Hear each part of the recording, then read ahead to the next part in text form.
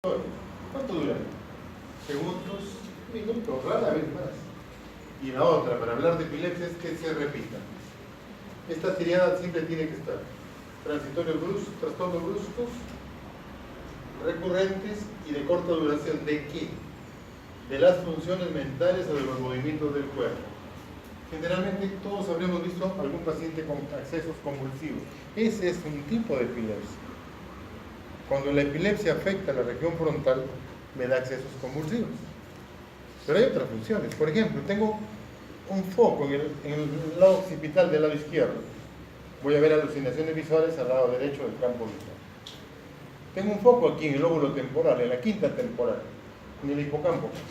Tengo alucinaciones olfatorias. O sea, dependiendo de la zona cerebral que se compromete, que son los síntomas, son los signos que presenta el paciente.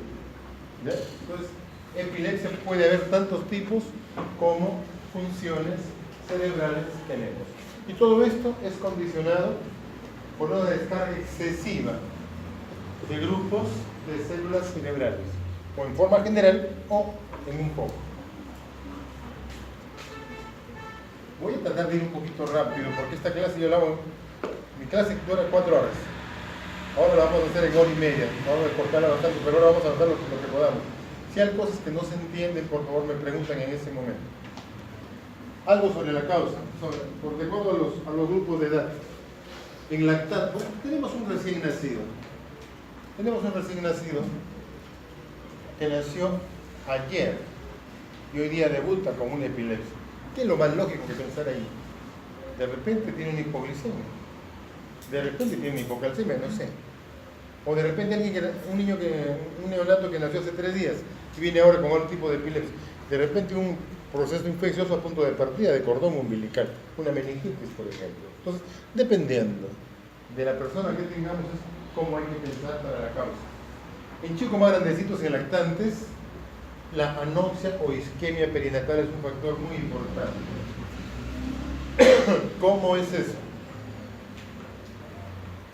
Viene el trabajo de parto con las cosas que ustedes van, no creo que hayan hecho todavía obstetricia ni ginecología, ya van a ver en su momento, pero hay un proceso que hay que seguir, hay unas guías que hay que seguir, con la idea de que el parto se presente de la mejor manera.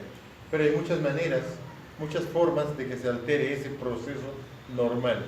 Y la mamá empieza a hacer problemas al nacimiento de su bebito, empieza a hacer trastornos que se salen fuera de esos parámetros. Empieza a hacer de repente sufrimiento fetal. La frecuencia cardíaca es fetal es uno de los parámetros más que nos ayudan más para medir esto. Empieza a hacer taquicardia, de repente 140, 160 de frecuencia, o cuando se compromete más empieza a hacer bradicardia.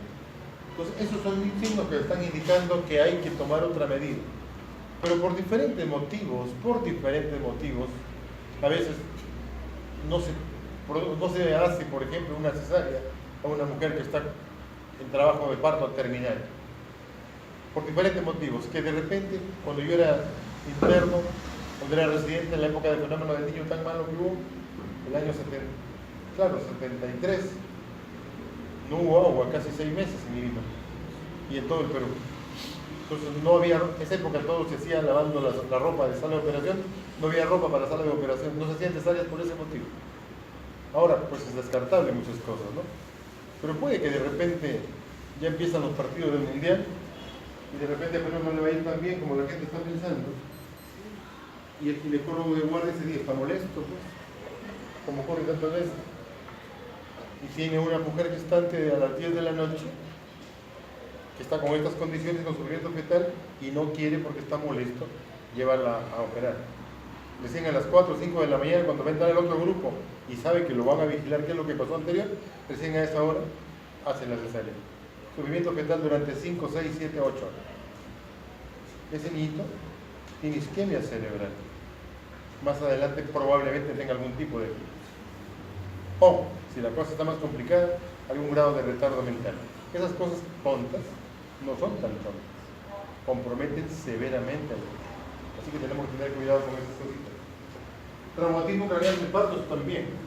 Un golpe deja una cicatriz que más adelante nos da una epilepsia de tipo focal. trastorno metabólico, ya decíamos, niños más grandecitos, traumatismos craneales son frecuentes, aparecen las crisis idiopáticas, más o menos que se presentan a partir de los 8 años, 9 años, 10 años, el llamado gran mal. Aquí son convulsiones generalizadas tónico-clónicas, sin ningún factor de riesgo, en el cual todos los estudios son normales y que responden muy bien a los antiepilépticos. Y en este grupo de chicos también aparece la llamada convulsión febril, que no es epilepsia, no es epilepsia. Es solamente una convulsión o más de una convulsión en chicos de 6 meses a 5 años, donde la convulsión está asociada a fiebre, que por algún motivo que no lo sabemos, desencadena fiebre y convulsiones en el paciente.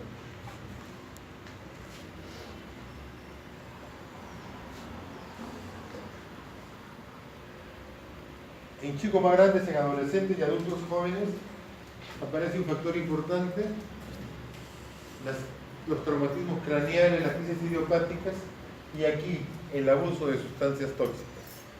Algo que lo habíamos dejado de lado hace un tiempo, pero vemos que cada día es un factor más importante para la producción de algún tipo de epilepsia.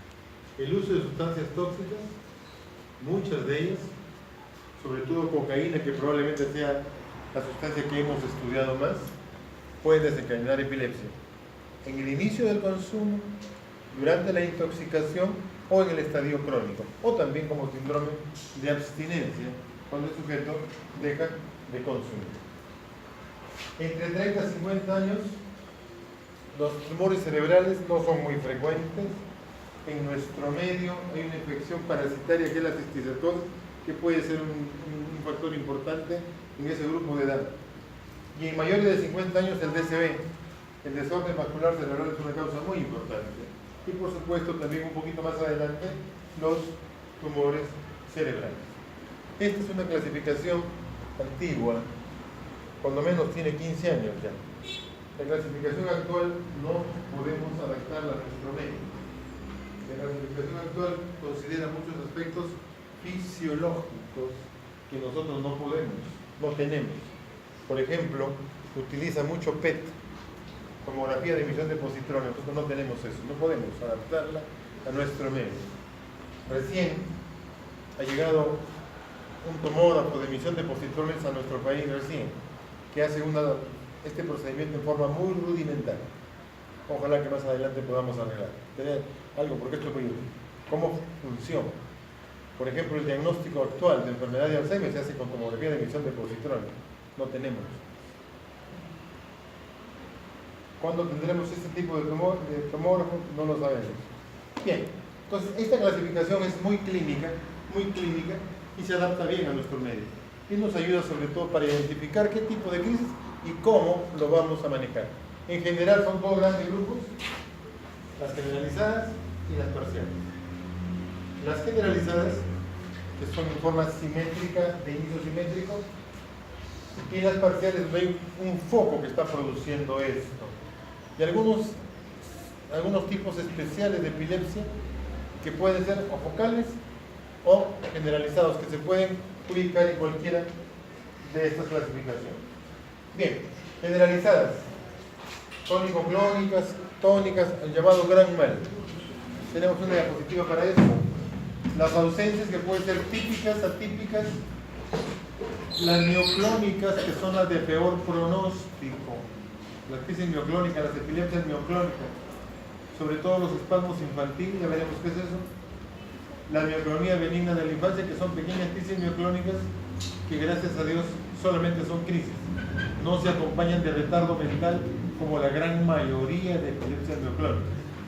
Y otro tipo de epilepsia mioclónica relativamente buena es la epilepsia mioclónica juvenil, que fue descrita inicialmente por Jans hace como 30 años más o menos.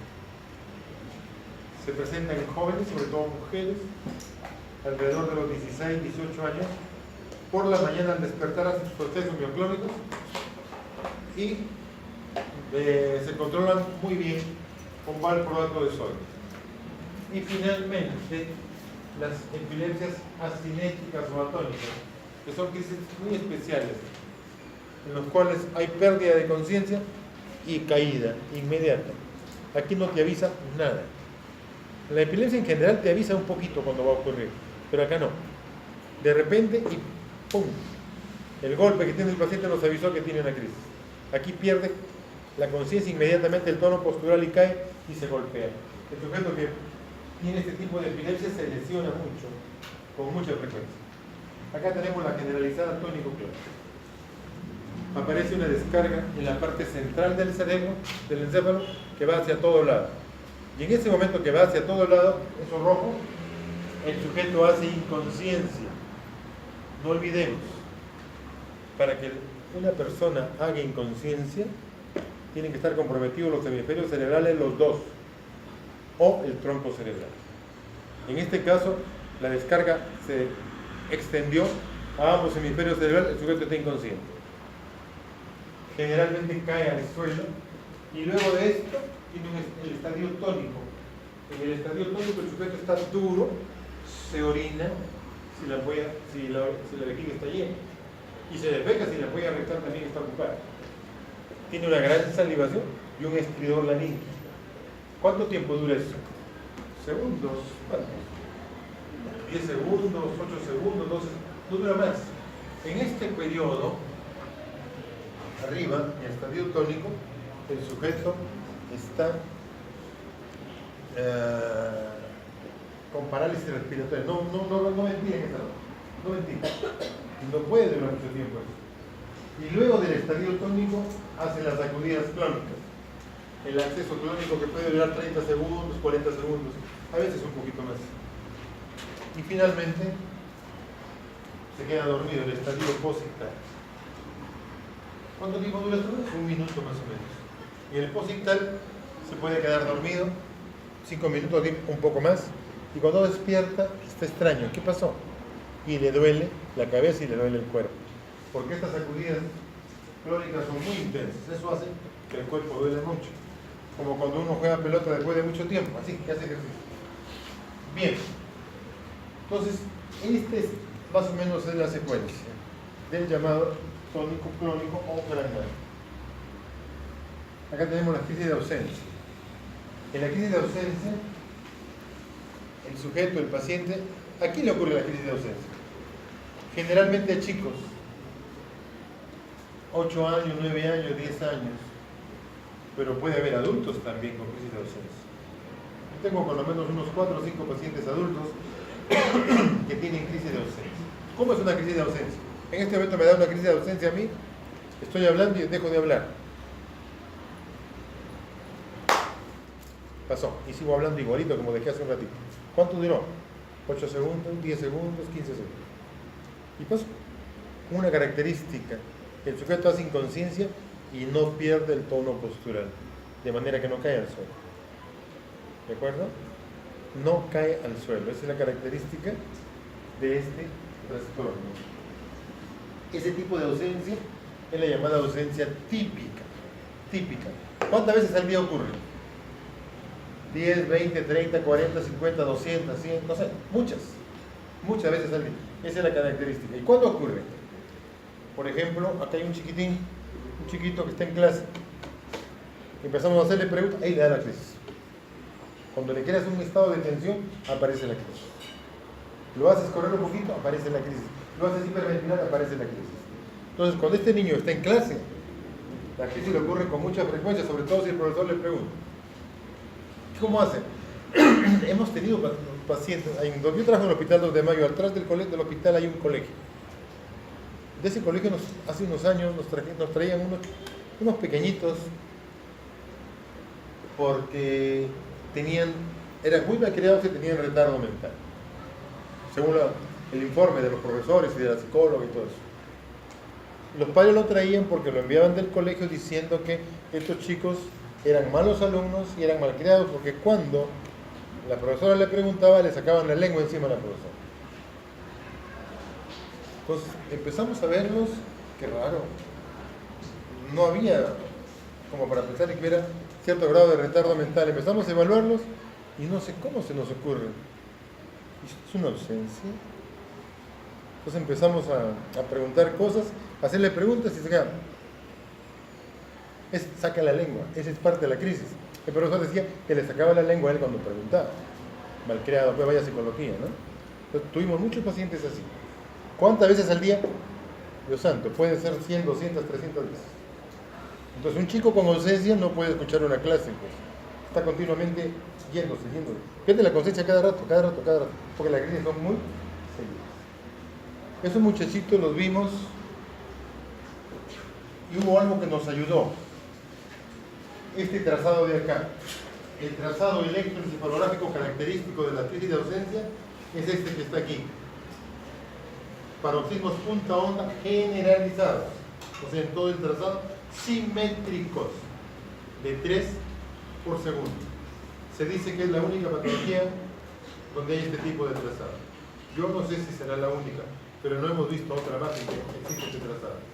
Es muy característico de las crisis de ausencia típicas. Y tenemos que identificar si son típicas. A estos pacientes que le digo, a estos niños les dimos valproato de sodio y espectacular, se controlan muy bien, muy bien.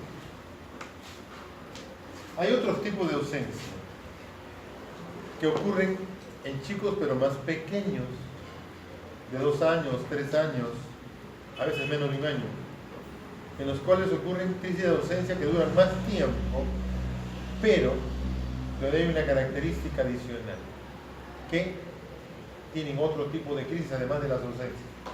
Tienen generalizadas, tónico-clónicas, mioclónicas, asinéticas, varios tipos de crisis.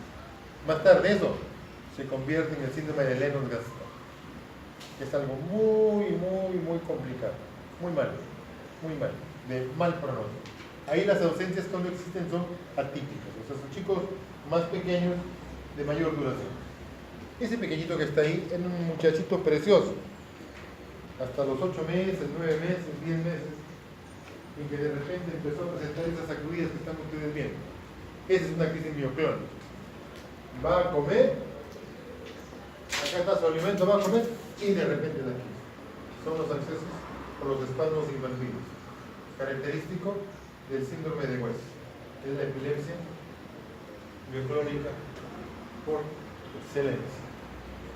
El problema de este tipo de crisis es que ocurren chicos así antes del año de edad, están creciendo muy bien, de repente empiezan con esas crisis, se detiene el crecimiento psicofísico, hacen a la larga retardo mental estos chiquitos, aparecen esas crisis que están ustedes viendo y se agregan otro tipo de crisis más, sobre todo generalizadas tónico-clónicas, muchas crisis al día. Y lo más grave acá es que se detiene el crecimiento intelectual de estos chicos, hacen retardo mental, característico del síndrome de West. Tienen este trazado electroencefalográfico muy típico de ellos. Es un trazado completamente desorganizado, donde aparecen puntas, una solita, polipuntas, solas en grupos y totalmente irregular. Eso se conoce con el nombre de ipsarritmia. Es característico de este tipo de epilepsia. Esa jovencita tiene una epilepsia de tipo mioclónico que se presenta por la mañana al despertar, sus útiles de aseo sacuden, se le cae. Acá se ha encontrado un factor hereditario muy característico. En el brazo corto del cromosoma 6 se transmite esto. Esto es de buen pronóstico, no se acompaña de retardo mental como casi todos los otros tipos de crisis mioclónica. Esto responde muy bien al valproato de sodio, se controlan perfectamente. Generalmente después de algunos años esta crisis desaparece. Bien, hasta ahí tenemos las generalizadas. Hay más detalles todavía, pero no tenemos... Es muy largo esto. Las parciales, que son las más frecuentes y son las de peor pronóstico. Pueden ser simples o pueden ser complejas. Las simples, la característica, no hay pérdida de conciencia. En las complejas hay pérdida de conciencia en mayor o menor grado. Las simples pueden ser motores, sensitivas, y las complejas como están ahí. A ver, vamos a ver. ¿Recuerdan ustedes la vía motora? Tiene dos células, ¿no es cierto? La primera está ubicada en la corteza cerebral y la segunda en el asta anterior de la médula espinal. ¿No es cierto? La primera tiene su cuerpo neuronal arriba donde está rojo Ahí. Tiene un axón muy largo que termina en el asta anterior. Cuando eso que está rojo, para adelante es el lóbulo frontal. Lo que está rojo es la circunvolución frontal ascendente. Ahí está la representación motora. En la cara externa, aquí, está el miembro superior, la lengua, la cara, el tronco, y en la parte interna el miembro inferior. En el ángulo de la convexidad está el tronco y en la cara interna, aquí, el miembro inferior. ¿De acuerdo? Entonces, ¿qué pasa si descargamos ahí en esa zona roja? Me va a dar, en la cara externa me va a dar crisis al lado opuesto del cuerpo, por supuesto. ¿Qué parte del cuerpo? Miembro superior y cara. Entonces, descargamos allá y me da crisis acá motoras en el miembro superior y en la cara. Por descargas en el lado derecho del cerebro, en la circunvolución frontal ascendente. ¿Qué pasaría si en lugar de descargar allí, descargo la cara interna, aquí? Me va a dar crisis en el miembro inferior. ¿Estamos? Ese es parcial motora. Un poquito detrás de ella está la sensitiva. Acá. Para adelante es motora, frontal ascendente, parietal ascendente. Aquí está el control sensitivo. Final. ¿Qué pasa si yo afecto acá? Me da crisis sensitivas en el lado opuesto del miembro superior y de la cara. Si es frontal ascendente, me da motor. Si es parietal ascendente, me da sensitivo. ¿Estamos? Bien.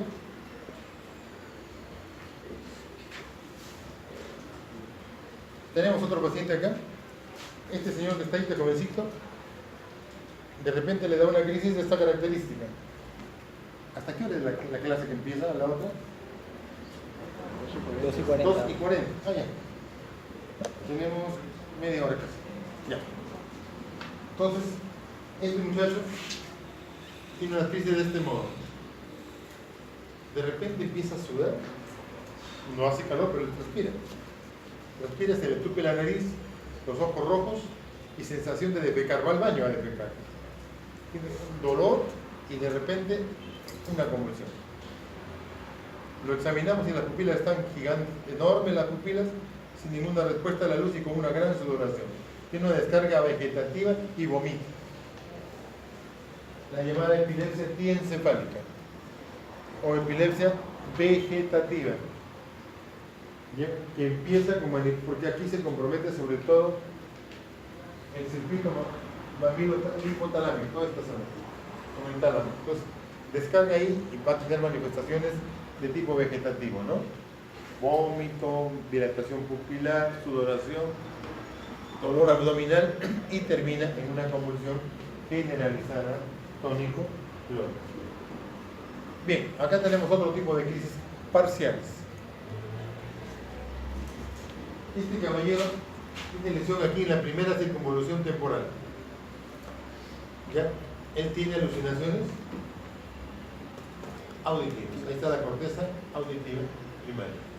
O aquel otro de allá que tiene trastorno aquí, en el hipocampo, en el humus, en el gancho, donde está la corteza olfatoria primaria. Tiene alucinaciones olfatorias, generalmente desagradables. El libro dice catoso, olor a caca, como dice el libro. ¿Ya? Estas son alucinaciones olfatorias, alucinaciones auditivas. La parte posterior del cerebro, el lóbulo occipital, ahí se encuentra la corteza visual. Entonces, tenemos descargas allí en la corteza occipital, temporo-occipital, y tenemos esto de acá. Ve un sujeto que está en la pista, tiene alucinación visual. O aquel otro, ve este carro deformado, una ilusión visual. Entonces, ¿cuántos tipos de crisis? Muchos. Muchos. Dependiendo de la zona del cerebro que se comprometa, son los síntomas. Hay tantos tipos de crisis como funciones cerebrales tenemos, como funciones corticales. Bien. Luego tenemos acá los automatismos. Acá ya esto es una circunvolución, es una crisis que afecta fundamentalmente el lóbulo temporal.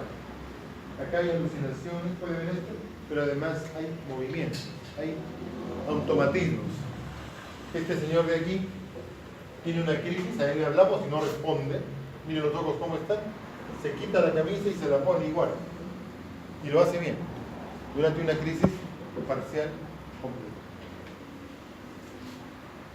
¿Característico esto? Esos manerismos que tiene. Esa jovencita del otro lado tiene una crisis parcial compleja, lava el plato, lo seca y no lo rompe, y lo hace bien. Le hablamos y por supuesto no nos contesta, está inconsciente en esto, pero tiene automatismo. El sujeto del campo, que le gusta el histrionismo. ¿Ustedes han visto alguna vez a Gisela Valcárcel? No son muy jovencitos, no la ven. Así es, su comportamiento como ella. Esas son crisis parciales complejas, entre comillas. Ella es histrionismo, pero acá es parcial complejo. Incluso algunos, yo he tenido pacientes, me olvidaba esto. Tengo un paciente que es hijo de en la época de Montesinos, después del ministro del Interior, de esa época. Era un muchacho que lo veía de vez en cuando, un tipo pulcro en su comportamiento, y de repente un día llega al hospital, me llamó el papá, me dice, tal persona a mi casa, me dice mi esposa, me dice, me está llamando el ministro del Interior. ¿Qué? ¿Yo? ¿Qué hice? Me dice, soy tal persona, me dice mi papá, usted es otro. Bueno, me dice, sí, dígame, ¿qué pasó? Lo que pasa es que él hace un rato se despierta y estaba ahorcando a mi esposa. Felizmente que me di cuenta porque hubo ruido, yo sé golpear, me dice, lo golpeé y ya la soltó a mi esposa, porque con el golpe que le di, le hice inconsciencia. Me lo llevan al hospital. ¿Qué había pasado? Se despierta, hace un automatismo y este hombre estaba ahorcando a su mamá. Que ahorca a la esposa puede ser, ¿no? Pero a su mamá ya no. Entonces era una crisis parcial compleja. ¿Se acuerdan del loco del martillo? De Clímaco Basombrío. Su abogado planteaba que lo que había hecho él era durante una crisis parcial compleja. Por lo tanto no tenía pena, porque si alguien mata a otra persona durante una crisis de epilepsia, eso no tiene pena. Entonces eso planteaba, ¿no? Pero no le aceptaban eso, pero tampoco se lo podían refutar. Así que estuvo intermedio. Por ese motivo es que le bajaron la pena considerablemente a ese caballero.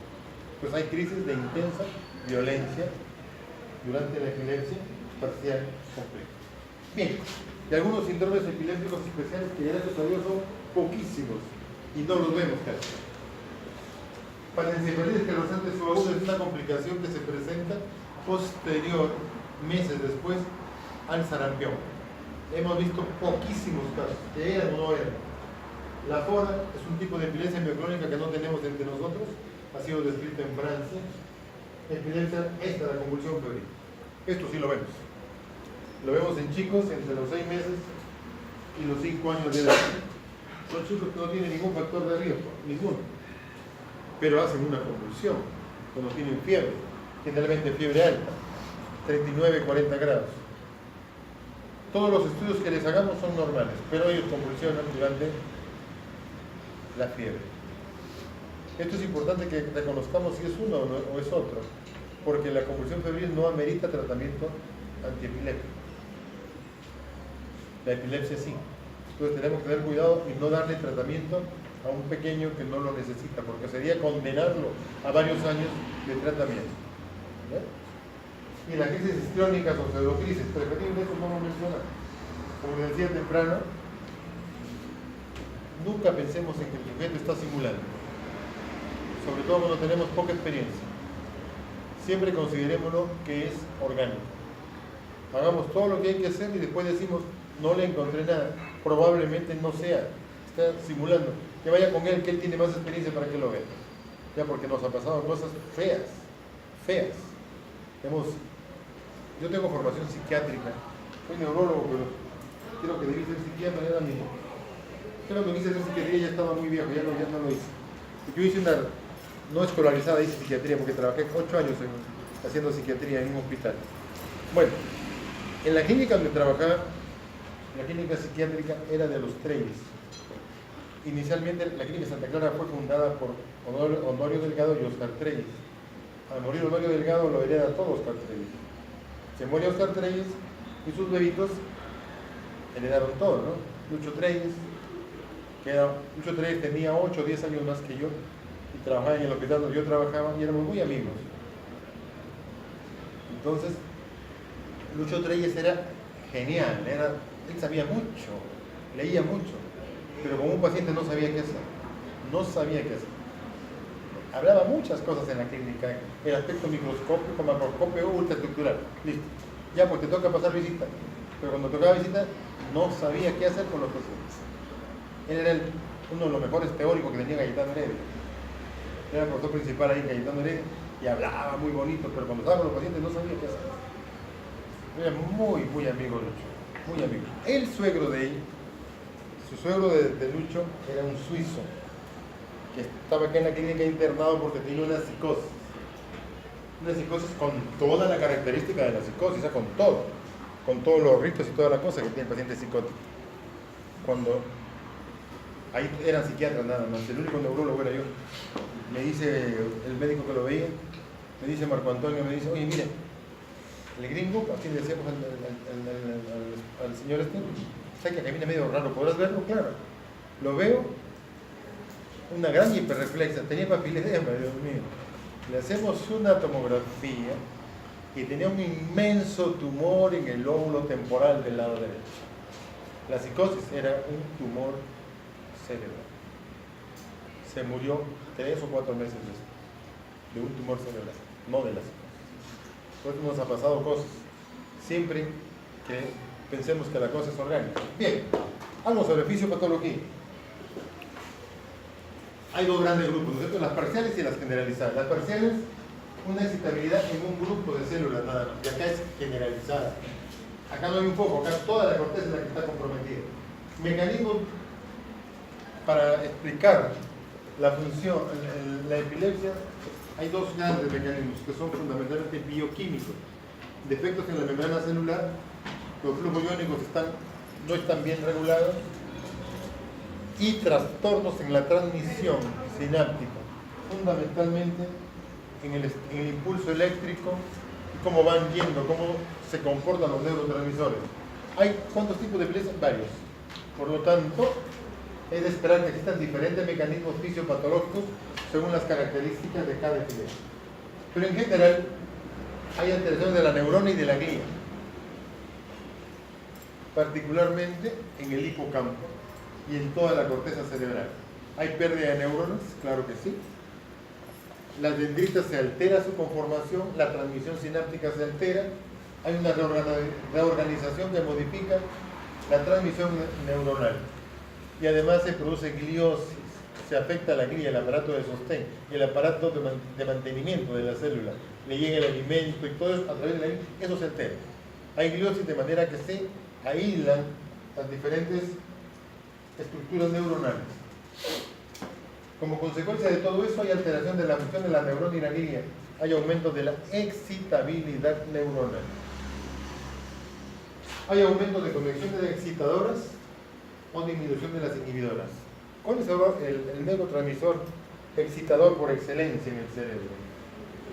Glutamato, ¿no es cierto? Acetilcolina, aumenta las conexiones para glutamato y para acetilcolina y disminuye para el inhibidor más importante que es GABA, ¿no es cierto? Disminuye las conexiones para GABA de manera que hay una hiperexcitabilidad neuronal, lo cual aumenta la excitabilidad. En consecuencia es fácil que se produzcan descargas de tipo epiléptico.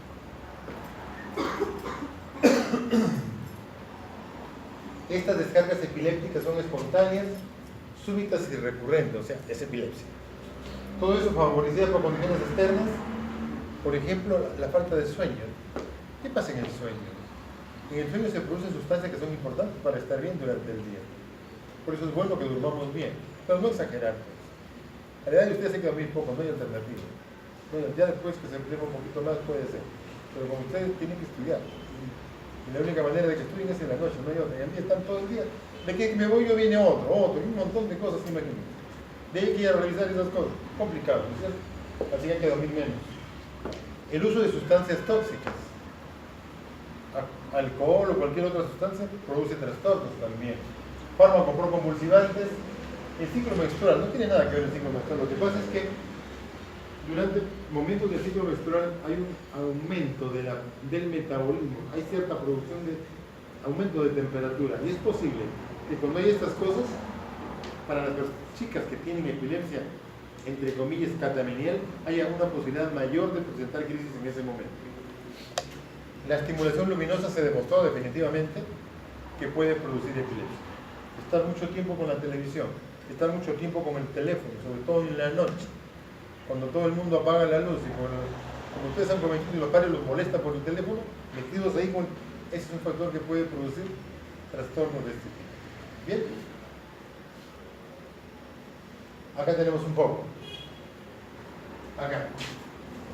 Número 1, 2, no hay problema. Número 3 y 4, esto de aquí. Lo que caracteriza a un foco es esto, una punta. Cuando encontramos un foco, una punta, decimos hay un foco en la región frontal, donde sea. La punta está indicando que hay un foco. ¿Ya? ¿Listo? ¿Lo vieron eso? Ahora miren lo que viene ahora. Acá no hay ningún foco, acá hay una descarga generalizada. Todo lado. Y la característica es esto.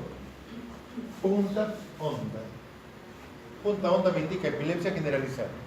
Foco me indica punta. Perdón. Punta onda, epilepsia generalizada. Y punta sola, que hay un foco, una epilepsia parcial, ¿no? Bien.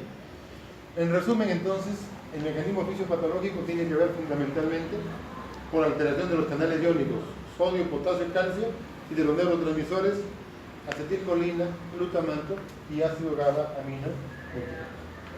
Bien, tratamiento de la epilepsia. Por supuesto, lo ideal es eliminar la causa y los factores predisponentes. Muchas veces no sabemos cuál es la causa. ¿Qué vamos a eliminar? No sabemos ni siquiera cuál es. Regulación de la higiene física y mental, tratamiento farmacológico y quirúrgico. Vamos a ver qué significa cada cosa. Factores predisponentes. Si yo veo que hay una epilepsia que está producida por una infección, pues trato la infección. El trastorno metabólico y todas esas cosas lo corregimos, ¿no es cierto? Muchas veces no podemos, pero en lo posible. Si hay una cicatriz cortical que es la responsable de la crisis, hay que sacarla. Si es un tumor o algo, hay que sacarlo. En la medida de lo que podamos.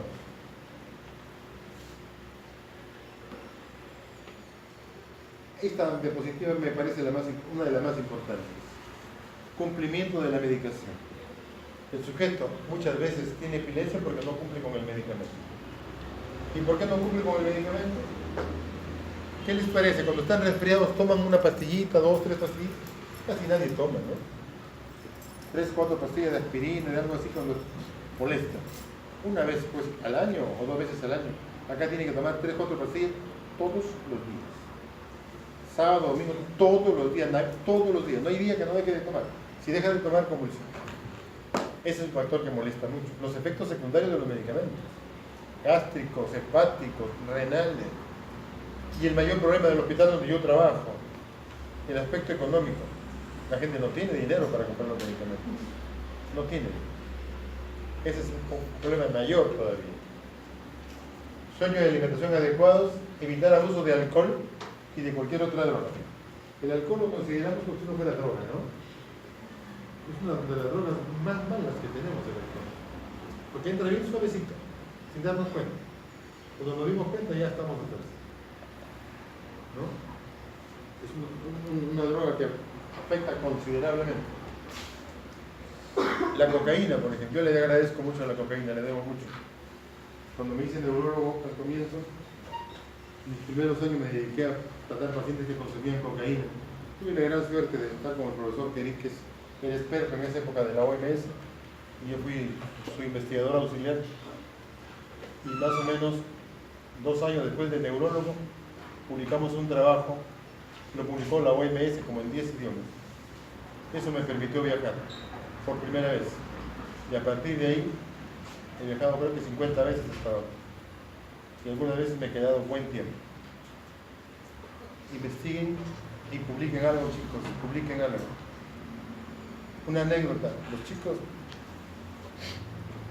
tengo un grupo de estudiantes que son de la Universidad de San Marcos, que son alumnos míos, han sido alumnos míos, pues y ahora ya están cerca del internado. Y hace unos años eran muy activos esos muchachos, me hincaban a cada rato, me despertaban. Hicimos un trabajo, lo preparamos, lo recontrapreparamos y dijimos hay que publicarlo. Doctor, ¿dónde lo publicamos? Nosotros publicamos en una revista estadounidense. Le dije, esta cosa, dije, ¿no? Lo arreglamos un poquito y lo mandamos. Sorpresa, nos responden, señores, vale la pena pero arreglenlo. Lo volvimos a mandar. Lo volvimos a arreglar, se publicó el mes pasado en la revista de Affairs estadounidense. Ese muchacho se le abrieron las puertas de salir. 2 chicos, conmigo lo hemos publicado ese trabajo. En una revista estadounidense de primer nivel, porque es la única revista de Affairs en el mundo. Entre broma y broma, y salió. Tenemos 2 trabajitos más con ellos. Yo me dedico a investigación. El aspecto formal, esa cosa la conozco. Me dedico a ensayos clínicos y publico más o menos mínimo una vez al año, mínimo. Pero en revistas de afuera. Acá no, pero acá no vale la pena perder el tiempo, ¿no? Nos dimos cuenta muy tarde ya que perdíamos tiempo publicando acá. Si alguno de ustedes tiene algún trabajito que valga la pena, me avisan. Lo revisamos por aquí, por acá, por allá, hacemos cosas y buscamos a alguien para ver si se puede publicar. Conozco algunas personas, varias personas conozco, porque chicos, se les abre la puerta del mundo. Así fue que pude viajar. Yo, gracias a Dios, tuve el profesor a mi lado.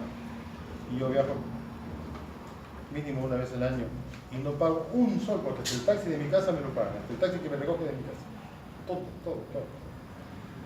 Pero tienen que mostrarte que hagas cosas. Hay que hacer, en lugar de estar perdiendo el tiempo, hay que hacer cosas. Seguimos. Ya se despertaron, ¿no es cierto? La actividad física moderada y dificultades psicosociales. Esto es importante, vital. Para mí esta es la parte más importante. ¿A quién le ocurre la epilepsia? Un pequeñito, chiquito. ¿Verdad? Debería irme más rápido, pero no puedo, porque no se entiende. Y además soy muy chismoso, así que me van a disculpar. Tenemos que venir otro día, ¿sí?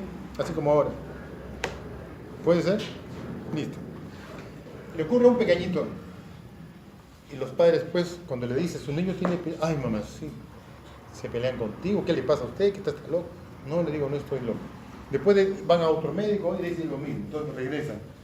Una vez que el padre aceptó, que los padres aceptaron que el niño tiene epilepsia, empezó la desgracia de este chico. Hay que cuidarlo, que no se quite los zapatos, que no mire acá, que no mire allá, que por aquí, que por ahí. Va al colegio. Y lo que menos quiere él es que la gente sepa que el chico tiene epilepsia. Para desgracia, en la clase le ocurre una crisis. El manganzón, el profesor, llama a los padres para que se lo lleven al niñito porque sus compañeritos se asustan. No, los chicos no se asustan. El que se asusta es él. Al niñito con epilepsia, los demás chicos lo pueden cuidar, si alguien los oriente, cuídenlo.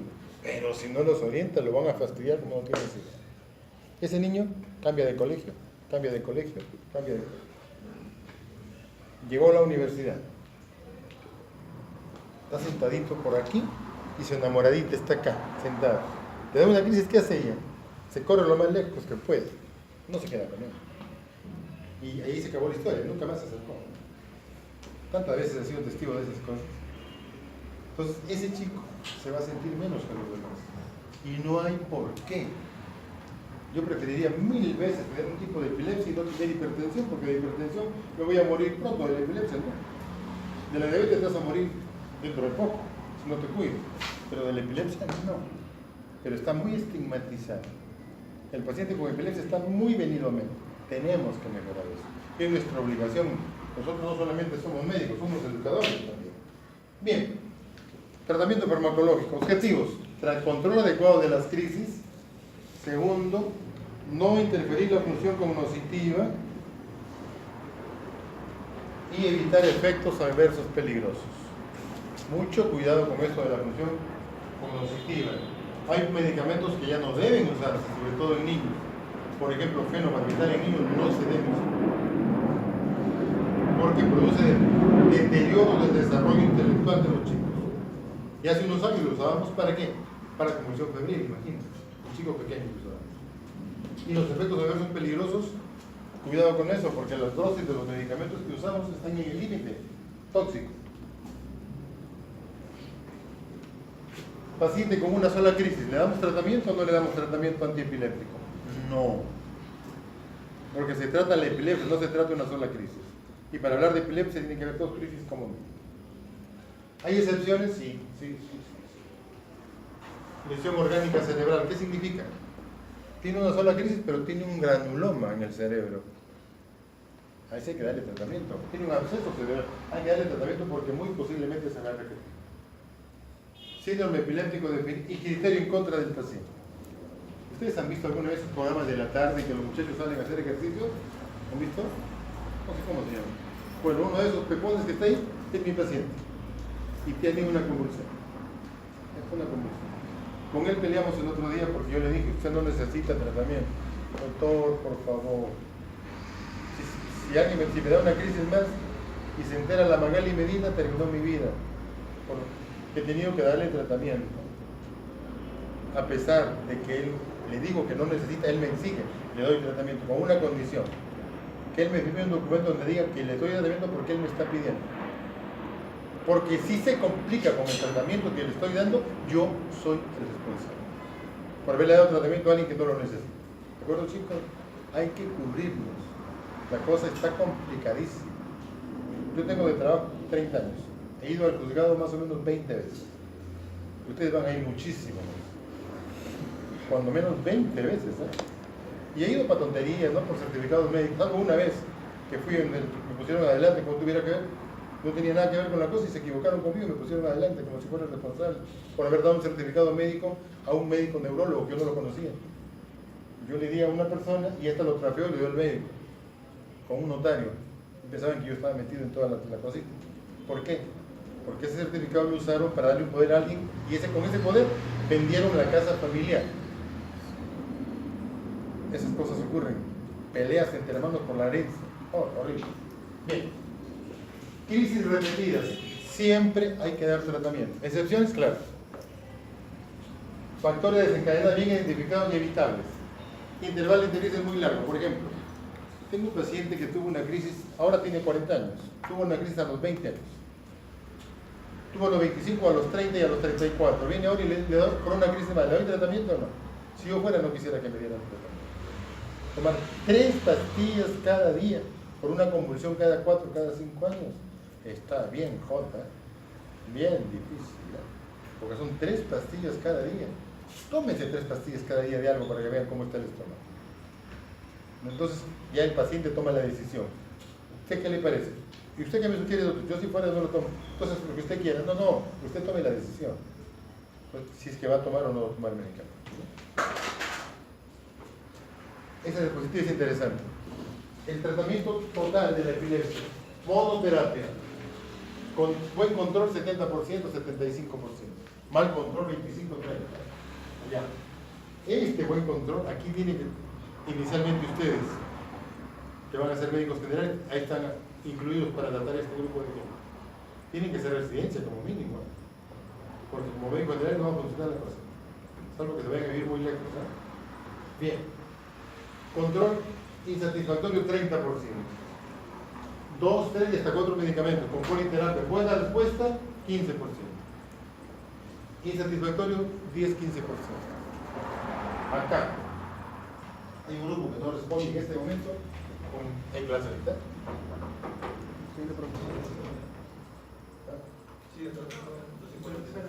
A ver, que no tenemos que ir. Si lo sacan, tenemos que ir. ¿La otra clase es acá o es arriba? Acá.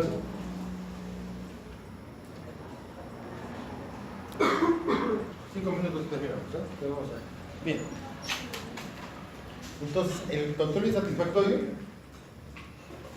15%. De este 15%, 5% van a cirugía de la epilepsia. Desgraciadamente, nosotros todavía esto es rudimentario, no tenemos que hacer. Pero hay buenos centros en el mundo. Por ejemplo, Colombia tiene un buen centro de cirugía de epilepsia, que nosotros desgraciadamente no tenemos. Fármacos antiepilépticos. Hay poca diferencia en la eficacia, hay muchísimos, antiguos y nuevos. Se recomiendan un paciente con le damos un medicamento y poquito a poquito lo podemos ir subiendo. Ya, dar dosis pequeñas y progresivamente aumentar la dosis. ¿Hasta cuándo? A ver. Ahí a mí me sale mejor sin diapositiva. Tengo un paciente que le vamos a dar, con epilepsia y le vamos a dar tratamiento. ¿Sí? una epilepsia generalizada tónico-clónica. Por acá tenemos carbamazepina, valproato, muy buenos los dos, fenitoína, fenobarbital, bastante buenos. Fenobarbital adormece mucho el paciente, mucho sueño, pero funciona bien, como antiepiléptico. Valproato y carbamazepina, en cuanto a los costos, el valproato mucho más que los otros tres. Los otros tres están más o menos. El valproato cuesta más, pero también es un buen medicamento. Depende cuál vamos a usar. O tenemos los nuevos pues son carísimos, pero algunos funcionan bien. Le doy un medicamento a este paciente, le doy fenitoína. Le doy 200 miligramos de fenitoína, le incremento a 300, se controló. ¡Qué bueno! Lo mantengo con esa dosis. O le doy carbamazepina, igualmente la dosis adecuada, o le doy valproato y se mantiene bien. O tengo ese paciente y le doy el medicamento, fenitoína, pero el paciente continúa con sus crisis igualitas, no mejora nada. ¿Qué hago con ese paciente? Entonces le incremento la dosis al máximo y le agrego un medicamento adicional. Si es fenitoína, ahí le puedo agregar fenobarbital. No debo agregarle ni valproato ni carbamazepina porque pelean entre ellos. ¿Ya? O al otro que le dejo carbamazepina pero que no responde, llego a dosis plena, le agrego valproato, muy buenas dosis. O al contrario, valproato llega a dosis plena y le puedo agregar carbamazepina. Pero a esto no le puedo agregar ni fenitoína ni fenobarbital. ¿Listo? Entonces, le agregué fenitoína, al de fenitoína le agregué fenobarbital y se controló, perfecto. Al de valproato le agregué carbamazepina y se controló, muy bien. Hasta ahí está, pero tengo ahora otro paciente. Le di fenitoína, más fenobarbital, igualito continúa con 4 o 5 al día. Al otro que le agregué fue carbamazepina, que usaba carbamazepina más valproato, le agregué, con esos dos continúa con crisis, 5 crisis al día, 10 crisis al día. No mejoraron. ¿Qué hago? Le agrego una tercera dosis. ¿Cuál? Los nuevos. ¿Ya? Lamotrigina, topiramida. Vamos a quedar acá, más o menos lo que les estoy diciendo. ¿Cuándo nos reunimos la próxima vez? Yo pensaba que no iba a venir el doctor, por eso quería quedar. Bueno, ya está acá. Porque le pasaba que vine así, no vino el profesor, y me quedé. ¿Cuándo nos vamos a reunir? Jueves y viernes y sábado es feriado, ¿no? ¿Si tienen alguna pregunta? ¿No hay preguntas? Bueno, nos quedaremos acá entonces, chicos. Ya está el doctor afuera. Dice que acaba de seguir la clase otra vez, la siguiente, ¿no? Bueno.